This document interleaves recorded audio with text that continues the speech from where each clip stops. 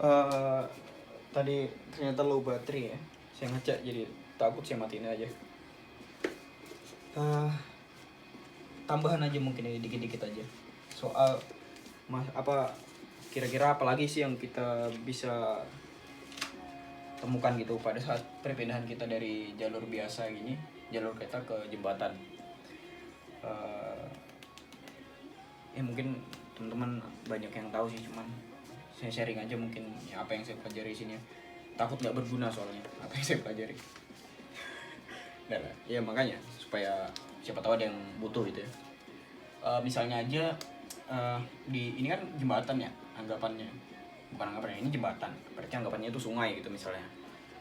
Sungai itu biasanya ada yang saya tahu di sini tuh sungai gitu ya, sungai ini misalnya sungai, ini nggak sungai aja gitu, nggak sungai langsung tinggi gitu kan ya kan, jadi nggak, sungai itu nggak gini gitu kan, ini sungai gitu air enggak, jadi sungai itu sungai alam loh ya, sungai itu biasanya sungai ya kan, baru sini kayak pinggiran gitu, tempat memancing gitu loh, nah di sini kamu lempar ya kan, melempar pancingan gitu, sini kamu lempar pancingan gitu kan, nah di sini baru sungai gitu, sini daerah pendek gitu, berapa senti gitu, bahkan bisa hampir rata sama air gitu kan, nah baru naik pelan-pelan gitu, nah baru di sini baru daratan, ini rumahmu gitu ya.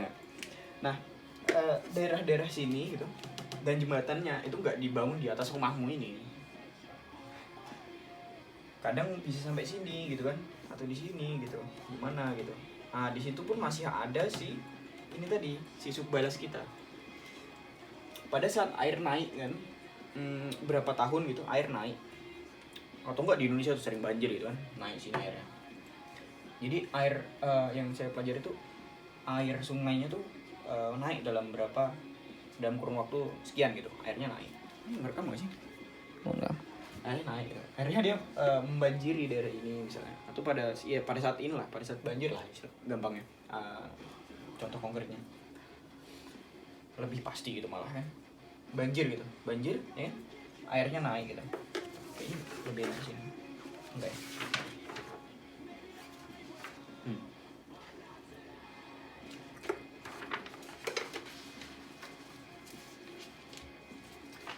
Ya airnya naik lah ya, airnya naik.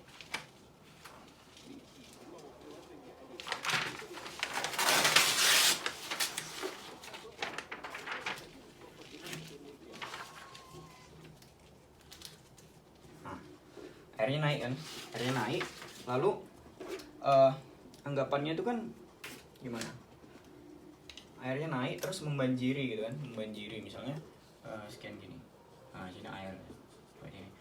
Misalnya ini biasanya sih daerah-daerah sungai itu subbalasnya tinggi ya, karena di situ rendah, jadi kita kayak di sini awalnya sekian meter 6 gitu berapa gitu, lalu datarannya rendah gitu karena sungai, jadi 15 gitu, 13 tinggi lah.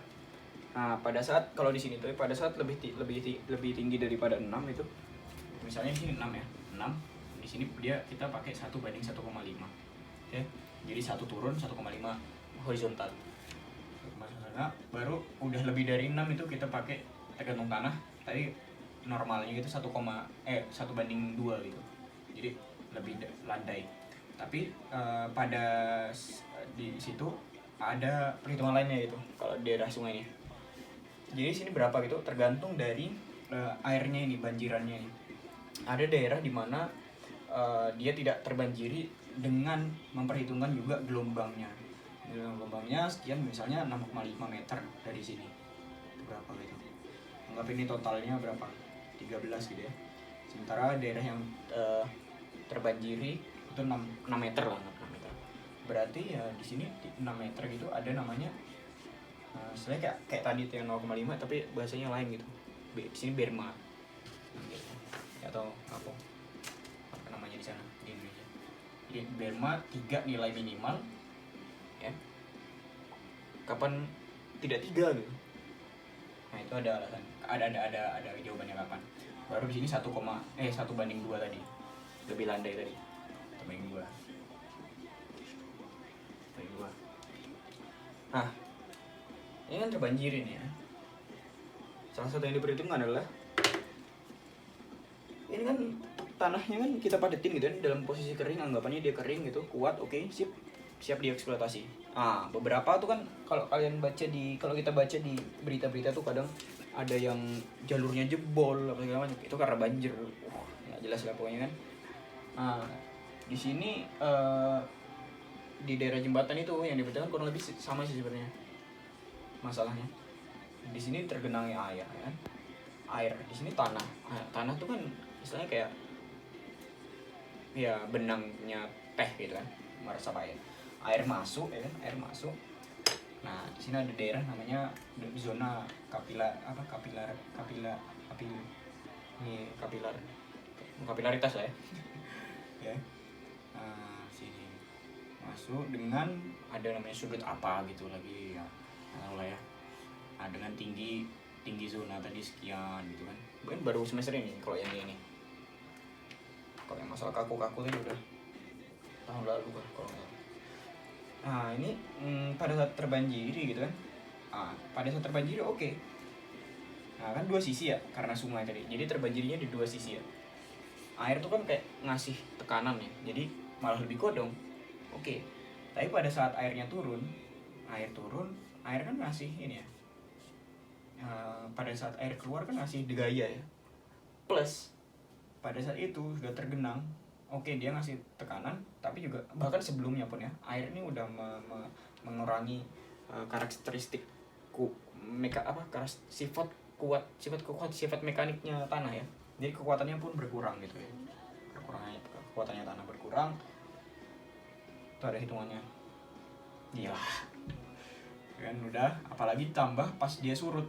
Di sini masih basah, airnya tambah lagi keluar, nambah sekian kilopascal ya kan, nggak ada gaya sekian kilopascal yang dihasilkan oleh mau keluarnya air, bikin sub balas kita jadi pengen roboh lebih lagi gitu. Jadi roboh gitu ya kan, gini gitu kan, tuh kayak mana gitu. Nah ini juga harus diperhitungkan gitu. Kita aja mungkin. Oke.